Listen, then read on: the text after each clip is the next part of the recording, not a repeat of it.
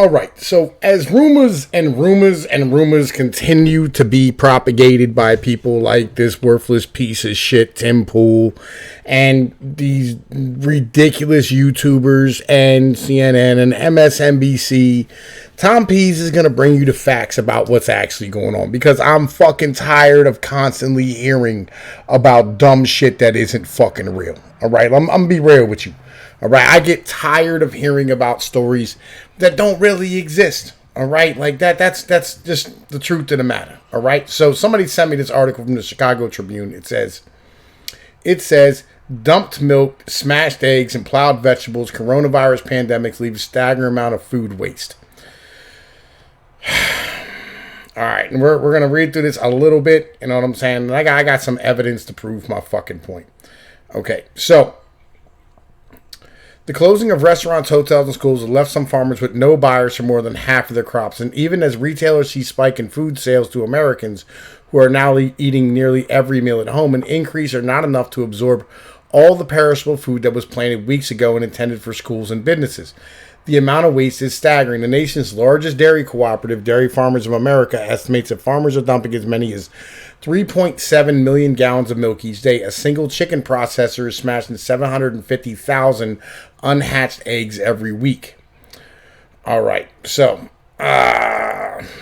many farmers say that they have donated part of the surplus to food banks and Meals on Wheels programs, which have been overwhelmed with demand, but there is only so much perishable food that charities with limited numbers of refrigerators and volunteers can absorb.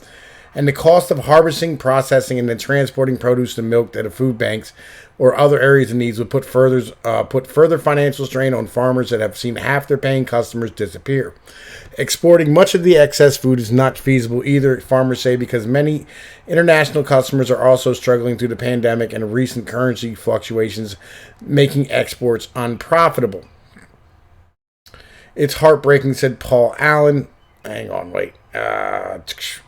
Co-owner of R.C. Hatton, who's had to destroy millions of pounds of beans and cabbage at his farms in South Florida and Georgia. The widespread destruction of fresh food, I apologize, I've been drinking, at a time when many Americans are hurting financially and millions of Americans are suddenly out of work, is an especially dystopian turn of events, even by the standards of global pandemic. It reflects the profound economic uncertainty wrought by the virus and how difficult it has been for huge sectors of the economy like agriculture to adjust to such a sudden change in how they must operate. Even as Allen and other farmers have been plowing fresh vegetables into the soil, they have had to plant the same crop again, hoping the economy will have restarted by the time the next batch of vegetables is ready to harvest. But if the food service industry remains closed, then those crops too may have to be destroyed. Farmers are also learning in real time about the nation's consumption habits. The quarantines have shown just how many more vegetables Americans eat when the meals are prepared for them in restaurants than when they have to cook for themselves. People don't make onion rings at home, said Shay Myers, a third-generation onion farmer whose fields straddle the border of Oregon and Idaho. This is kind of the point, all right? When you're cooking at home, you do more basic things, all right? You know, like when you're making spaghetti or, you're making hamburgers at the house or grilled cheese, or you're buying like that processed garbage that most Americans purchase, you know what I'm saying? Like TV dinners and shit of this nature, right? Whatever fucking box nonsense that you're making. You don't buy vegetables. You don't buy onions. You don't buy tomatoes. You don't buy fucking garlic. You don't buy stuff that restaurants use by the ton, all right? And that's really what's going on here. So let's check out the next one, because I think it's fucking important, right? And this is actually, you know what I'm saying, like a big thing as well. This here is, all right. Come on, man. Right? Man, listen. I hate when OBS freezes up on me and it just doesn't straight work at all. Like it pisses me off to no end. You know what I'm saying? All right, 11% of U.S. restaurants may close for good amid coronavirus pandemic, Trump says it's possible. I had a buddy of mine bring up, he goes, oh man, all these restaurants are open still. And I'm like, yo, they're really not though. All right, legit, they're really not. Places like, you think about it like Golden Corral or steak houses. Places that use a lot of these type of things, sit down restaurants, Denny's, trying to think here. Old Country Buffet, Jumbo Chinese food, or the jumbo whatchamacallit, the jumbo buffet or whatever it is, right? These places that buy stuff in bulk on a regular basis, like onions or celery or whatever the case might be, right? They're legitimately just not selling anything anymore, because if your business is, the majority of business is people coming in to sit down and have a buffet style meal, right? Or sitting down just having a meal, like, and you don't have takeout. And granted, you can switch over to takeout, but like really nobody's going to order Denny's, you know what I'm saying, on, you know what I mean, an app. Because you can make better eggs and French toast at the house than you can get at Denny's. I mean, like, it just is what it is. Short of hollandaise sauce, there's nothing that you can't make inside of your own kitchen. At a press conference on Thursday, President Trump appeared to agree with the National Restaurant Association survey to determine up to 11% of the country's restaurants could shut down permanently due to the loss of revenue amid coronavirus prompted closures. In response to a question from the press which cited the National Restaurant Application Survey, they found 3% of all restaurants had already closed for good. President Trump said he heard 3% could be lost, but acknowledged that 10 or 11% could go under in total. Right, and that's legit. That's for my boy Eric. You know what I'm saying? Like, legit. You know what I'm saying? When it really comes down to things, you know what I'm saying? Like, I wanted to sit here and actually like hand out some evidence to these individuals. You know what I mean? All right, so chart of the day. This is actually from March 2015, and I just wanted to show this to y'all because I thought it was important. The amount of money spent at grocery stores versus the amount of money spent at restaurants and bars by the average American, right? Or by like America as a whole. This equals up to like $100 billion altogether, something like that. But it's $50 billion and $50 billion in restaurants actually overtook, you know, actual like grocery stores on how much money was spent on food. So when you think that like at minimum 11% have closed right now, and it's probably more like 20 or 30% when it really gets down to it at the moment are closed, but aren't closed permanently. Like, I know of a bunch of restaurants, they're just kind of idle. They're hanging out. Like, you know, they're just sitting there chilling, waiting for all this to be lifted, because it's supposed to be lifted in May or whatever the case might be. And like they're sitting there like they're doing updates or whatever, you know what I mean? Like, people, they're highly profitable businesses, you know, that are doing really well.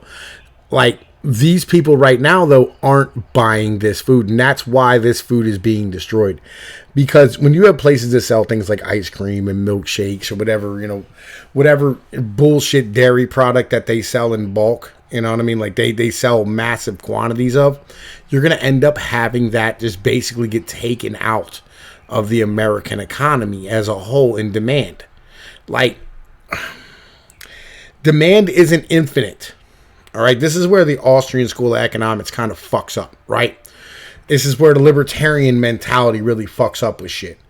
Demand isn't infinite. You know what I'm saying? When it really comes down to it.